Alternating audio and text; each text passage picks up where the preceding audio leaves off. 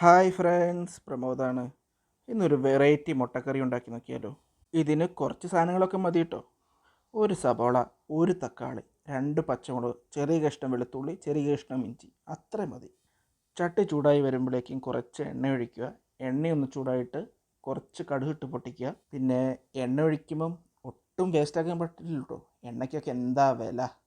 അങ്ങനെ എണ്ണയൊക്കെ ചൂടായി വരുമ്പോൾ ചെറുതായിട്ട് നമ്മൾ അരിഞ്ഞ് വെച്ചേക്കുന്ന സബോള ചേർക്കുക. അതൊന്ന് വാടണം കേട്ടോ. വാടാൻ വേണ്ടി കുറച്ച് ഉപ്പ് ചേർക്കുന്നത് നല്ലതായിരിക്കും.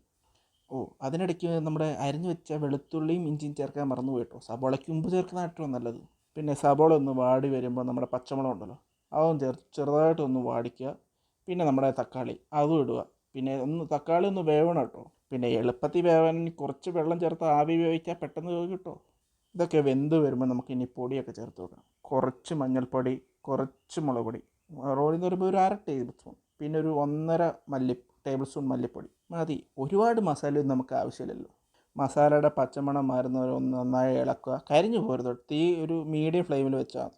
പിന്നെ നമ്മൾ ഉപ്പും ചേർത്ത് കൊടുക്കണം കേട്ടോ. സബോള വാടാൻ ഉപ്പിട്ടതാണ്, അപ്പോൾ നോക്കിയിട്ട് ചേർക്കുക. വെള്ളമൊക്കെ ഒന്ന് വറ്റി വരുമ്പോൾ നമ്മുടെ മുട്ട ചേർക്കുക.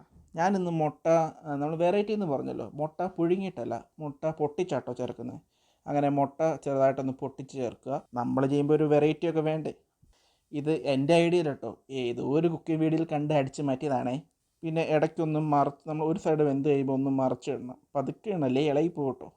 ഇത് നമുക്ക് പെട്ടെന്ന് ഉണ്ടാക്കാൻ പറ്റുന്ന ഒരു മുട്ടക്കറിയാണ്. നിങ്ങളൊന്ന് ട്രൈ ചെയ്ത് നോക്ക്. ഞങ്ങൾക്കിത് ഇഷ്ടപ്പെട്ടു, നിങ്ങൾക്ക് ഇഷ്ടപ്പെടും. അപ്പോൾ വീഡിയോ ഇഷ്ടപ്പെട്ടാൽ ലൈക്ക് ചെയ്യുക, സപ്പോർട്ട് ചെയ്യുക. അപ്പോൾ അടുത്ത വീഡിയോ കാണുന്നവരെ ബൈ.